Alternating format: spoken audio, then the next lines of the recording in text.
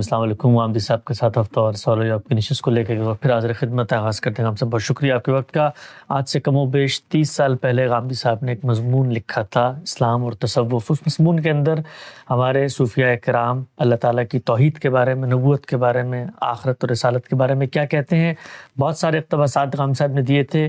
غامدی صاحب کی اس پیشکش پر آئے روز تنقیدات بھی ہوتی رہتی ہے. ہماری کوشش ہوتی ہے کوئی ضمنی توضیح اشکالات ہیں تو وہ بھی غامدی صاحب کی خدمت میں رکھیں. غامدی صاحب، آپ نے اس مضمون میں بتایا تھا کہ نبوت کا جو تصور ہمارے صوفیاں کیا رائج ہے، وہ اس کو تقسیم کرتے ہیں ایک تشریعی نبوت میں، غیر تشریعی نبوت میں، اور غیر تشریعی نبوت کے سلسلے کو وہ جاری مانتے ہیں. لیکن ہمیشہ سے کہا جاتا تھا کہ صوفیاء کرام کا جو بھی فلسفیانہ تصور ہے، اس سب کے باوجود انہوں نے کبھی بھی اپنے اولیاء کے لیے نبی کے لفظ کو اختیار نہیں کیا. لہٰذا یہ آج کے دور میں جو فتنے پیدا ہوتے ہیں ان کو ان کے تصوف کے ساتھ کہیں پر بھی جوڑا نہیں جا سکتا. ایک عبارت ہم سے پیش کی گئی ہے فتوحات مکیہ کی، جس کے اندر شیخ ابن عربی شیخ عبد القادر جیلانی کا ایک قول نقل کرتے ہیں. وہ قول کیا میں پڑھ دیتا ہوں. آپ نے فرمایا، اے گروہ انبیاء، تمہیں نبی کا لقب دیا گیا اور ہمیں وہ کچھ دیا گیا جو تمہیں نہیں دیا گیا. خود شیخ نے ابن عربی نے اس قول کی ایک توجیہ کی ہے، وہ توجیہ بھی میں پڑھ دیتا ہوں. انہوں نے لکھا کہ ایک دوسری صورت یہ ہو سکتی ہے کہ اگر شیخ عبد القادر جیلانی نے اے گروہ انبیاء میں لفظ انبیاء سے نبوت عامہ کے حاملین انبیاء اولیاء مراد لیے ہیں، تو پھر اپنے اس قول میں اس بات کی تصریح کر رہے ہیں کہ اللہ نے ان کو، یعنی شیخ عبد القادر جیلانی کو جو علم عطا فرمایا، وہ نبوت عامہ کے دوسرے حاملین کو نہیں دیا، اس لیے کہ اللہ تعالیٰ نے ان میں سے کسی کو افضل اور کسی کو مفضول تو بنایا ہی ہے. یہ عبارت پڑھنے کے بعد غام صاحب کہا یہ گیا کہ خود شیخ اس بات کو مان رہے ہیں کہ اولیاء کے لیے بھی نبی کا لفظ اختیار کیا جا سکتا ہے، لیکن ناقدین نے اس کی ایک توجیہ کی ہے. میں توجیہ انہی کے الفاظ میں غامدی صاحب کے سامنے رکھوں گا اور یہ جاننے کی کوشش کروں گا کیا یہ توجیہ قابل قبول ہو سکتی ہے، اور ہمارے صوفیاء میں انبیاء اولیاء کی جو اصطلاح استعمال کی ہے اس کی دین میں کیا حیثیت ہے. کہا یہ غام صاحب کہ شیخ کے ہاں نبوت خدا اور کائنات کے مابین تعلق سے عبارت ہے، یعنی اس کائنات کی ہر شے ذات باری سے نبع خبر موصول کرتی ہے اور یہ خبر اسے اپنے خالق کے شعور سے معمور اور اس کی تسبیح پر معمور رکھتی ہے. اسے شیخ نبوت عامہ کہتے ہیں جو حدوث کائنات سے لے کر ابد الآباد تک قائم رہے گی اور اس کے اجزاء پوری کائنات میں پھیلے ہوئے ہیں. اسی نبوت عامہ کے تحت انبیاء کی امت میں الہام مبشرات کا وہ سلسلہ جاری رہتا ہے جسے حدیث میں نبوت کا 46واں حصہ اور جز کہا گیا ہے، نیز جو ختم نبوت کے بعد بھی اس امت میں باقی ہے. اس کے برعکس وہ نبوت جو احکام شرعیہ کے اجرا کے لیے ہوتی ہے اور بندوں پر تکلیف شرعی لازم کرتی ہے، علماء عقیدہ اسے نبوت کی اصطلاح سے استعمال کرتے ہیں، جبکہ وہ ختم ہو گئی ہے اور نبوت عامہ کی اصطلاح شیخ نے اسی پیش نظر اپنائی ہے. ہم صاحب دونوں باتوں کا جواب دیجیے گا کہ شیخ نے انبیاء اولیاء کی جو استعمال اصطلاح کی ہے یہ دین میں قابل قبول ہے، اور جو توجیہ کی جا رہی ہے کیا اس کی کوئی گنجائش ہے؟ یہ کوئی توہین نہیں، یہ بیان واقعہ ہے. اہل تصوف کے ہاں نبوت کی اپنی ایک تعبیر ہے، اس سے کوئی اختلاف نہیں ہے. وہ یہ کہتے ہیں کہ اللہ تعالیٰ کا جو ربط اپنی مخلوقات سے پیدا ہوتا ہے، یہ ربط خلق کے لفظ سے پوری طرح ادا نہیں ہوتا.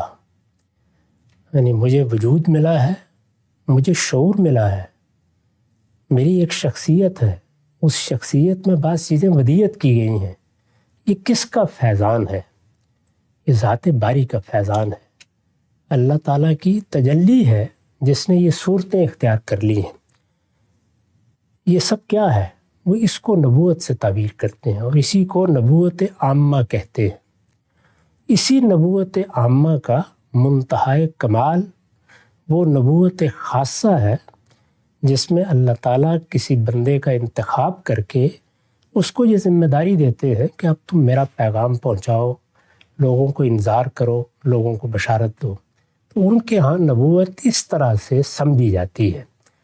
اس سمجھنے کے معاملے میں کوئی بحث بھی نہیں ہے، اس طرح چاہے سمجھیں. اصلی سوال یہ ہے کہ کیا نبوت کے معاملے میں یہ تعبیر دین بھی قبول کرتا ہے؟ ہمارے دین میں بھی نبوت ایک اصطلاح ہے. نبوت، رسالت، یہ دین کی اصطلاحات ہیں. ان اصطلاحات میں بھی یہی چیز مقصود ہے. بہت سے لوگ ہیں جنہوں نے نبوت کو سمجھانے کے لیے یہ استدلال کیا ہے کہ یہ ایک ملکے کا ظہور ہے. یہاں یہ بتایا جا رہا ہے کہ یہ فیضان وجود سے لے کر میرے لیے خدا کے امر کا ظہور ہے، آخر تک ہوگا، اسی کو نبوت کہتے ہیں۔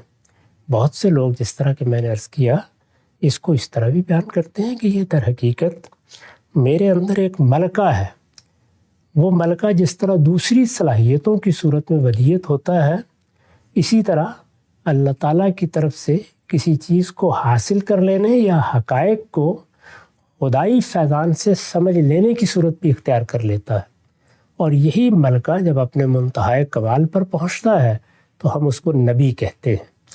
تعبیر یہ بھی کی گئی ہے۔ تو نبوت کیا ہے، اس کو کیسے سمجھنا ہے، اس کی تعبیر ظاہر بات ہے کہ فلسفی الگ سے کر سکتے ہیں، ارباب تصوف کو بھی حق حاصل ہے کہ وہ اس طرح کی تعبیرات کریں۔ اسی طرح کسی بات کو سمجھنے سمجھانے کے لیے بطور مثال یہ باتیں پیش بھی کی جا سکتی ہیں۔ اصلی سوال یہ ہے کہ مذہب میں یا دین میں نبوت کا کیا مطلب ہے؟ تو دین میں نبوت کا مطلب ہے مخاطبہ الہی کے لیے کسی شخص کا انتخاب کر لینا، یعنی اللہ تعالیٰ نے یہ بتایا ہے قرآن مجید میں کہ یہ اس طرح کی چیز نہیں ہے کہ جو جہاں تہاں پہلے سے موجود تھی، یا اللہ تعالیٰ نے اس کو انسان کی شخصیت سے ملحق کر رکھا تھا۔ نہیں، اس نے ہدایت دی انسانوں کو، یہ ہدایت پہلے دن خود دی، براہ راست دی۔ اس کے لیے جس ہستی کا انتخاب کیا وہ سیدنا آدم تھے، ان کو پیغمبر بنایا گیا۔ اس کے معنی یہ تھے کہ اللہ تعالیٰ بندے کو جو باتیں اپنے بارے میں بتانا چاہتا ہے، یا بندے کو جن چیزوں کا مکلف ٹھہرانا چاہتا ہے، جن چیزوں کے لیے اسے جواب دہ ٹھہرا کر اس کی آگے تقدیر کا فیصلہ کرنا چاہتا ہے، وہ اس تک بے کم و کاست پہنچ جائے۔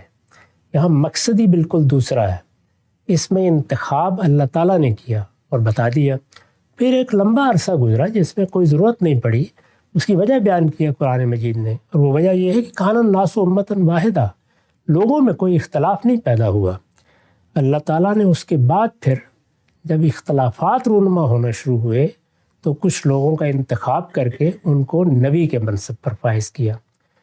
دین میں نبوت ہمارے باطن سے نہیں اٹھتی، بلکہ وہ اللہ کے ایک فیصلے کا ظہور ہے۔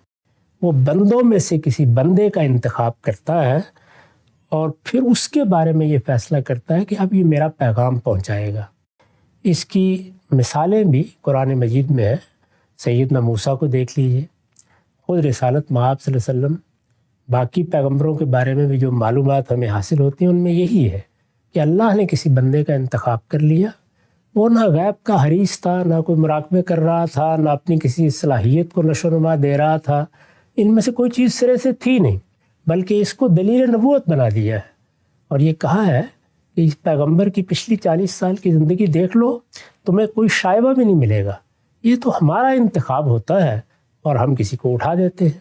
تو یہاں یوں نہیں ہے کہ ایک فیضان موجود تھا، وہ ترقی کرتے کرتے ایک خاص جگہ تک پہنچ گیا، نہیں، اللہ تعالیٰ نے انتخاب کیا اور انتخاب کر کے کسی بندے سے بات کی، اور اس کو بات کرنا ہی کہا ہے سورہ شورى میں۔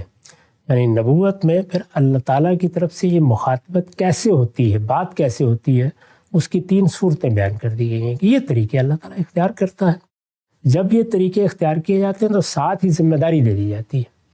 اس کو اگر سامنے رکھ کے دیکھیں تو نبوت کی حقیقت کیا ہے؟ مخاطبہ الہی، یعنی اللہ کا یہ انتخاب کرنا کہ فلاں اور فلاں بندے کو میں نے یہ ذمہ داری دی ہے کہ وہ میری ہدایت اب لوگوں تک پہنچائے، یہ انتخاب کرنا، اور پھر اس منصب پر مامور کر دینا۔ تو یہ جب اس منصب پر اس کو مامور کر دیا جاتا ہے تو وہ نبی کی حیثیت سے اپنے آپ کو پیش کرتا ہے۔ یہ 2 بالکل الگ الگ تصورات ہیں۔ اب ظاہر ہے کہ اس میں جب دونوں جانب نبوت کا لفظ استعمال کیا جائے گا تو اس سے بڑے شبہات پیدا ہوں گے۔ انہی کی طرف میں نے اشارہ کرتے ہوئے یہ کہا تھا کہ یہ اس طرح سے بات بیان کی گئی ہے جس سے ایک ہی صنف یا ایک ہی حقیقت کو گویا 2 حصوں میں تقسیم کر دیا گیا ہے، اور اس کو تقسیم کر کے جب یہ کہا جائے گا کہ وہ تشریعی حیثیت سے ختم ہو گئی ہے تو آپ کی توضیح تو آپ کے یہاں پڑی رہ جائے گی، لوگ نبوت عامہ کے حاملین کو وہ حیثیت دیں گے جو حیثیت اس لفظ کے استعمال کے نتیجے میں دینا ناگزیر ہو جاتا ہے، اور جب وہ یہ دیں گے تو اس سے پھر کوئی بھی شخص فائدہ اٹھا کر پہلے ایسی توجیحات کرے گا اور پھر بات کو کہیں سے کہیں پہنچا دے گا. تو یہ زاویہ ہے جس سے بعض اوقات میں نے بھی اس پہ تنقید کی ہے، اور اپنے مضمون میں اسلام اور تصوف جس کا آپ نے حوالہ دیا، یہ بتایا تھا کہ صوفیہ کے ہاں یا ارباب تصوف کے ہاں جس طرح توحید کا اپنا ایک تصور ہے، اسی طرح نبوت کا بھی اپنا ایک تصور ہے. اور جب وہ اپنا وہ تصور بیان کرتے ہیں تو ظاہر ہے کہ مذہب میں بھی نبوت کا لفظ استعمال ہوا ہے، تو پھر اس کا فرق اس طرح بیان کرتے ہیں کہ وہ تشریع کا منصب ہے جو اللہ تعالیٰ کی طرف سے ملا ہے. ہم اس منصب کے بارے میں تو یہ مان رہے ہیں کہ وہ ختم ہو گیا، لیکن یہ حقیقت نبوت کیا ہے؟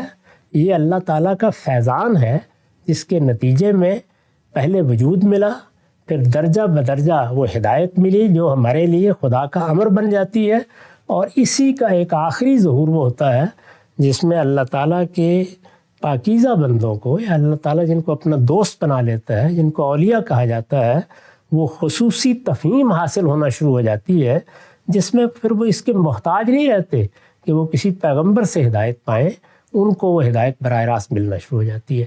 تو یہ دو تصورات ہیں الگ الگ، اس لیے جب ان کو الگ بیان کیا جائے گا تو ہر ایک کو اس کے لحاظ سے سمجھایا جائے گا، اور جب ان میں التباس پیدا ہوگا تو یہ بتایا جائے گا کہ نبوت کا جو تصور دین میں ہے اس کو پھر ارباب تصوف نے کس طرح اپنے اس تصور سے الگ کر کے دکھایا. نقطہ بالکل واضح ہو گیا. اچھا غام صاحب، یہ جو آپ نے موقف بیان کیا ہے، ان کی جگہ پہ کھڑے ہو کے اس طرح وہ معاملے کو دیکھتے ہیں اور اپنی رائے بیان کی ہے، اور دین کی روشنی میں کہ اللہ تعالیٰ نبوت کو کیسے بیان کرتا ہے. اللہ والی نبوت میں بندے کی طرف سے انیشیٹو نہیں ہے، بندے کی طرف سے کوشش جدوجہد صحیح نہیں ہے، کاوش نہیں ہے کہ اللہ تعالیٰ کی نبوت حاصل ہو جائے. دوسری جانب سے جو صوفیہ نبوت کی اصطلاح استعمال کر رہے ہیں، اس میں تمام کی تمام جدوجہد اور اکتساب بندے کی طرف سے ہو رہا ہے. اب دونوں کا نتیجہ مخاطبہ الہی نکلتا ہے. وہاں پر بھی مخاطبہ الہی کا شرف ہے جس تک پہنچنا ہے سلوک کی منازل طے کر کے، اور یہاں اللہ کے انتخاب سے. تو پھر تو جب مخاطبہ ہو گیا، دونوں جگہ پر ہو گیا، تو پھر تو دونوں تصورات بالکل پیرلل کھڑے ہو گئے. یہی بات ہے جس کو ہم نے بتانے کی کوشش کی ہے کہ اس کے نتیجے میں ایک متوازی دین، ایک متوازی نظام فکر کھڑا ہو جاتا ہے. ایک چیز ہے، یعنی میں نے جب مضمون لکھا ہے تو اس میں میں نے کوئی فتویٰ نہیں لگایا، کوئی کسی کے بارے میں بات نہیں کی. یہ بتایا ہے کہ یہ ایک الگ نظام فکر ہے. اس نظام فکر کے لیے دین کا لفظ استعمال کیا مجانست کے اسلوب پر. یہ ایک الگ نظام فکر ہے. اس میں دیکھیے چیزیں ایسے دیکھی جا رہی ہیں، اس میں توحید اس طرح بیان ہو رہی ہے، اس میں قیامت کا یہ تصور دیا جا رہا ہے. جو چیز خرابی کا باعث بنی ہے وہ اصطلاحات کا اشتراک ہے. یعنی جب اصطلاحات کا اشتراک ہوگا، مثال کے طور پر وحدت الوجود کو الگ سے بیان کیا جائے، اس کو ایک فلسفے کی حیثیت سے پیش کیا جائے، اس پر ہم تنقید کریں گے جیسے بہت سے فلسفوں پر تنقید کرتے ہیں. جب یہ کہا جاتا ہے کہ یہ توحید کا ایک درجہ ہے تو اب التباس پیدا ہوتا ہے. اسی طرح یہاں بھی اگر فیضان وجود کو بیان کرنا تھا، یا اللہ تعالیٰ کا جو امر نازل ہوتا ہے، شاید کی مکھی کو وہی کرتا ہے اللہ، اس کے بارے میں بیان ہوا ہے، تو اس میں التباس نہیں پیدا ہونا چاہیے تھا. یہ وہ چیز ہے جس کی جانب توجہ دلائی جاتی ہے کہ جس وقت التباس پیدا ہوا تو پھر خود ارباب تصوف کو بتانا پڑا کہ جو نبوت ختم ہوئی ہے وہ کون سی ہے. یہ بتانا پڑا ان کو، اور اس طرح بالکل ایک الگ تعبیر کرنی پڑی کہ جب اللہ تعالیٰ کی طرف سے مخاطبت کا شرف حاصل ہو جائے اور کسی کو اس منصب پر فائز کر دیا جائے تو یہ دین کی اصطلاح میں نبوت ہے جو ختم ہو گئی ہے، جو اب کسی کو نہیں دی جائے گی. ہم نبوت کا لفظ ایک بالکل مختلف معنی میں استعمال کر رہے ہیں، لیکن التباس تو پیدا ہوا، اور جب التباس پیدا ہوا تو صرف التباس تک بات نہیں رہی، بلکہ اس سے خدا سے ہدایت حاصل کرنے کا ایک متوازی نظم بھی وجود میں آ گیا. یہی بات ہے جو سمجھانے کی صحیح کی جاتی ہے. چنانچہ میرا مضمون تو شروع یہاں سے ہوتا ہے کہ تصوف ایک متوازی نظام فکر، ایک متوازی دین ہے. یعنی یہ دو الگ الگ چیزیں جو بالکل ایسے ہی ہے جس طرح یہ کہا جاتا ہے کہ سوشلزم، کمیونزم ایک متوازی فکر ہے. یعنی اس کی کوئی بنیاد ہے، اس کے کچھ اصول ہیں، اس میں دین کی حیثیت، اس کو اگر دین یا اس کو ایک ازم کہیں تو اس میں تاریخ کی ایک تعبیر کی جاتی ہے، اس کے نتیجے میں اس تعبیر کا اطلاق تاریخ میں طبقات کے وجود پر کیا جاتا ہے، پھر اس کے کچھ نتائج و عواقب ہیں، اس کی ایک منزل ہے، اس کا ایک نصب العین ہے. اس طرح ایک پورا نظام فکر ہے. اس پورے نظام فکر کو کوئی اٹھا کر اس کو اسلام کے ساتھ پیوند کرے گا اور پھر کہے گا میں اسلامی سوشلزم یا اسلامی کمیونزم وجود میں لا رہا ہوں، تو اس کو الگ الگ کر کے دکھانا پڑے گا. ہمارے یہاں بھی بالکل یہی ہوا ہے کہ ایک بالکل متوازی الگ نظام فکر ہے جس کی اپنی اصطلاحات ہیں، جس کے اپنے مقدمات ہیں، جس کے اپنے اصول ہیں، اس کو جب اٹھا کے آپ نے اسلام کے ساتھ پیوند کرنے کی صحیح کی ہے تو یہ بتانا ضروری ہو گیا کہ ان دونوں کے درمیان کوئی تعلق نہیں ہے، اور ان میں سے ایک کو دوسرے کی تعبیر یا شرح نہیں بنایا جا سکتا۔ ان دونوں میں بالکل الگ الگ طریقے سے یہ چیزیں وجود میں آئی ہیں۔ چنانچہ اسلام کی توحید اور ہے، تصوف کی توحید اور ہے، اسلام کی نبوت اور ہے، تصوف کی نبوت اور ہے، اسلام میں قیامت کا تصور اور ہے، تصوف میں قیامت کا تصور اور ہے۔ اسلام میں اس مقصد کے لیے ہمیں اپنے اندر کیا تبدیلیاں کرنی ہیں، کیا عقائد و اعمال اختیار کرنے ہیں، وہ بالکل الگ فہرست ہے اور ان کے ہاں الگ فہرست ہے۔ یہی تو میرا مدعا تھا، یہی مقصد تھا۔ اسی کو اب ناقدین خود بیان فرما رہے ہیں کہ ہماری اصطلاح الگ ہے، ہمارا مفہوم الگ ہے، ہمارا مدعا الگ ہے۔ میں نے بھی یہی کہا تھا کہ آپ کا مفہوم الگ، آپ کا مدعا الگ، اس کا میرے دین سے کوئی تعلق نہیں۔ تو بالکل واضح ہو گیا۔ اچھا غم صاحب، یہ جو پوری بحث ہے کہ ایک تصور چلے، آپ نے کائنات پہ غور کیا، آپ کا ایک فلسفہ بنا، ایک ورلڈ ویو بنا، اس میں آپ نے یہ بات سمجھ لی کہ بھئی فیضان وجود سے آغاز ہوتا ہے، ہر چیز اللہ تعالیٰ کی جانب سے ہو رہی ہے، ایک تصور آپ نے بنا لیا، خلط مبحث بھی کر لیا، نبوت کی اصطلاح جو دین میں استعمال ہو رہی تھی اس کو بھی آپ نے استعمال کر لیا، لیکن معاملہ اس سے آگے ہوا، آگے بڑھ کے معاملہ یہ ہوا کہ وہ انبیاء جن کو اللہ تعالیٰ مخاطبہ الہی سے مشرف فرماتے تھے اور وہ نبوت کے منصب پہ فائز ہوتے تھے، ان کو کہا جا رہا ہے کہ اے گروہ انبیاء، تمہیں تو صرف نبی کا لقب دیا گیا ہے، ہمیں تو وہ کچھ دیا گیا ہے جو تمہیں نہیں دیا گیا۔ اور اس کے لیے جو مثال دی جاتی ہے وہ یہ ہے کہ بھئی خضر بھی تھے اللہ کی طرف سے مامور، اور موسیٰ بھی تھے۔ موسیٰ تشریعی نبی تھے، لیکن سب مانتے ہیں کہ خضر تشریعی نبی نہیں تھے، تب بھی علم میں ان سے آگے تھے۔ چنانچہ ہم لوگ بھی تشریعی نبی تو نہیں ہیں، لیکن اے گروہ انبیاء، تمہیں نبی کا لقب دیا گیا اور ہمیں وہ کچھ دیا گیا جو تمہیں نہیں دیا گیا۔ تو ہم سب اصطلاح میں گڑبڑ ہوئی، چلے معاملہ وہاں پر تھا، آگے جا کے اب اس کے بعد تو جو اللہ کے پیغمبر تم کو کہا جا رہا ہے کہ تمہارا علم کم ہے، ہمارا علم زیادہ ہے تم سے۔ یہ ایسا ہوگا، ظاہر بات ہے کہ جب آپ اپنی اصطلاحات وجود پذیر کریں گے اور ان کے لحاظ سے کچھ تصورات قائم کریں گے تو تقابل بھی ہوگا، یعنی یہ تو فطری بات ہے، تقابل بھی ہوگا۔ اس تقابل کی پھر توضیحات کرنا پڑتی ہیں، اس لیے کہ جب مسلمانوں میں آپ اپنی دعوت پیش کریں گے تو وہ پوچھیں گے، مسلمانوں میں اگر کوئی سوشلزم اور کمیونزم کی دعوت لے کے اٹھے اور لوگ اٹھے تو ان سے پوچھا گیا نا کہ آپ کی اس دعوت کا اسلام سے کیا تعلق ہے، موسیٰ سے کارل مارکس تک لائیں گے، اور پھر وہ ظاہر بات ہے کہ بتائیں گے کہ اس سے پہلے جو پیغمبر تم لوگوں کے ہاں آئے ہیں وہ بھی یہی دعوت دیتے رہے ہیں۔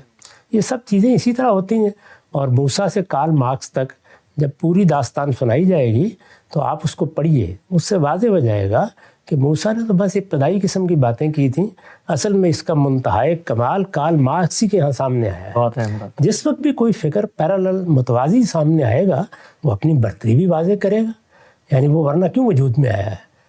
مسلمانوں کے اندر اس کو اگر آپ نے پیش کرنا ہے، لوگوں کو قائل کرنا ہے، تو یہ ساری بحثیں پیدا ہو جائیں گی۔ تاہم میں نے ان میں سے کبھی کسی بات کو موضوع نہیں بنایا، میرا موضوع صرف یہ ہے کہ یہ دو الگ الگ چیزیں ہیں، ان کا آپس میں کوئی تعلق نہیں ہے، یہ بنیاد سے الگ ہے، یہ اپنے پورے اسٹرکچر میں الگ ہے، یہ اپنے نظام میں الگ ہے، یہ اپنے اصول میں الگ ہے، یہ اپنے مبادی میں الگ ہے، یہ ایک دوسرے کے لیے اجنبی چیزیں ہیں، یہ اپنے منتہائے کمال میں الگ ہیں، ان میں پیمن لگایا نہیں جا سکتا۔ اسلام کو اسلام کی حیثیت سے سمجھیے، سوشلزم کو سوشلزم کی حیثیت سے، کمیونزم کو کمیونزم کی حیثیت سے، تصوف کو تصوف کی حیثیت سے۔ یہ متوازی نظام ہائے فکر ہیں، ان کا پیمن لگا کے یا ان کو دین کی تعبیر بنا کے اگر کوئی دعوت پیش کی جائے گی تو میں اس کے ایک ایک جزء کا جائزہ لے کے اس کو الگ کر کے دکھاؤں گا، یہی میری ذمہ داری بھی ہے، یہی میرا منصب ہے۔ بالکل واضح ہو گیا غم صاحب۔ دو چھوٹے چھوٹے توضیحی سوال۔ ایک بات یہ بھی کہی جاتی ہے کہ رسالت بھی تو دین کی ایک اصطلاح ہے، لیکن عربی زبان میں رسول کا لفظ عام استعمال ہوتا ہے۔ نہرو سعودی عرب چلے گئے تو اخبارات نے لکھا رسول الہند مرحبا، تو رسول کا لفظ بھی تو عام طور پر لوگ استعمال کر رہے ہوتے ہیں۔ تو یہ نبوت جو ہے یہ کسی کی جاگیر تھوڑی ہے، عربی زبان کا لفظ ہے، نبا خبر کو کہتے ہیں، تو ہم نے جو ہمیں خبر دے رہے تھے اپنے باطن کی ان کو ہم نے نبی کہہ دیا۔ رسول بھی پیغمبر کو کہتے ہیں، تو اس طرح سفیر کو رسول کہہ دیا جاتا ہے، کسی ملک کے سربراہ کو رسول کہہ دیا جاتا ہے، تو اس میں اتنی تباہش کی کیا بات ہے؟ دنیا کی ہر زبان میں کچھ الفاظ لغوی مفہوم میں استعمال ہوتے ہیں، وہ اصطلاح بن جاتے ہیں، اس میں پھر تینوں چیزیں ہوتی ہیں، یعنی وہ اپنے لغوی مفہوم میں بھی استعمال ہوتے رہتے ہیں، اصطلاحی مفہوم میں بھی استعمال ہوتے رہتے ہیں۔ وہ اپنے لغوی مفہوم میں استعمال ہونا بند ہو جاتے ہیں، صرف اصطلاحی مفہوم میں استعمال ہوتے ہیں۔ وہ اصطلاحی مفہوم میں بند ہونا ختم ہو جاتے ہیں، پھر لغوی مفہوم کی طرف چلے جاتے ہیں۔ یہ سب صورتیں ہوتی ہیں۔ تو رسول کے لفظ کا معاملہ یہی ہے کہ وہ خود قرآن میں اپنے لغوی مفہوم میں بھی استعمال ہوا ہے اور اصطلاحی مفہوم میں بھی استعمال ہوا ہے۔ ایسے ہی جیسے لفظ بدعت ہے، عربی زبان میں نئی چیز کو بدعت کہتے ہیں، وہ اپنے لغوی مفہوم میں بھی استعمال ہوتا ہے، ہر نئی چیز کے بارے میں کہا جا سکتا ہے، اور اپنے اصطلاحی مفہوم میں بھی استعمال ہوتا ہے۔ نبی کا لفظ اس لغوی مفہوم میں عربی زبان میں استعمال ہونا بند ہو گیا، یعنی وہ اب اصطلاحی مفہوم ہی میں استعمال ہوتا ہے، اور اس کے اصطلاحی مفہوم کے مقابل میں اگر کوئی لغوی مفہوم میں اس کو استعمال کرتا تو شاید وہ بھی قابل اعتراض نہ ہوتا، لیکن یہاں تو ایک پورا تصور ہے، یعنی نبوت کا ایک پورا الگ تصور ہے۔ یہ نبوت کا جو الگ تصور ہے، یہ میں نے عرض کیا کہ ان کے ہاں فیضان وجود سے شروع ہوتا ہے، جس امر پر مخلوقات کام کرتی ہیں یا ان کی فطرت وجود میں آتی ہے اس کا احاطہ کرتا ہے، ان میں سے منتخب لوگوں کے لیے مخاطبہ الہی بنتا ہے یا تفہیم بنتا ہے، اور اس تفہیم میں وہ آخری منزل بھی حاصل ہو جاتی ہے، جس میں جس طرح اللہ تعالیٰ پیغمبروں کے ذریعے سے اپنی ہدایت دیتے ہیں، اسی طرح اس فرد کو بھی اپنی ہدایت دیتے ہیں، اور وہ جب چاہتا ہے وہ ہدایت حاصل کر لیتا ہے۔ اس میں بندے کی طرف سے یا ملکے کا ظہور ہو رہا ہے، یا فیضان نتیجہ خیز ہو رہا ہے، یا اس کا اکتساب کچھ نتائج پیدا کر رہا ہے۔ جو دین میں نبوت کا تصور ہے اس میں ان میں سے کوئی چیز بھی نہیں ہوتی، وہاں سراسر اللہ کا انتخاب ہوتا ہے، راہ چلتے کسی کا انتخاب کر لیا جاتا ہے، یہ تاج اس کے سر پر پہنایا جاتا ہے، اس کو ذمہ داری دی جاتی ہے، وہ مخاطبہ الہی سے سرفراز ہو کر اپنی بات پیش کرتا ہے۔ نہ یہ کسی ملکے کا ظہور ہے، نہ یہ کسی صلاحیت کا ظہور ہے، اور نہ اس میں جو عمومی فیضان ہے اللہ تعالیٰ کا، اور جو رہنمائی شاید کی مکھیوں کو بھی مل رہی ہے، انسانوں کو بھی مل رہی ہے، وہ اپنے منتہا کمال پر پہنچ گئی ہے۔ ان میں سے کوئی چیز نہیں۔ نقطہ بالکل واضح ہو گیا۔ نبوت عامہ کے حاملین ان افراد کی علم کی نوعیت کیا ہوتی ہے؟ غامدی صاحب کے مضمون اسلام اور تصوف میں پڑھا جا سکتا ہے کہ سلوک کی منازل طے کرنے کے بعد پھر ان کا اللہ تعالیٰ کے ساتھ کس درجے میں تعلق قائم ہوتا ہے، اور کیسے کائنات کے اسرار رموز ان پہ کھول دی جاتے ہیں، اور کیسے اس دنیا کی باغ اور رنان ان کے ہاتھ میں دے دی جاتی ہے۔ یہ ساری چیزیں انشاءاللہ آئندہ بھی زیر بحث لائیں گے۔ وقت پہ ختم ہوتا ہے، دوبارہ حاضر خدمت ہوں گے۔ اب تک آپ لوگ کا بہت شکریہ۔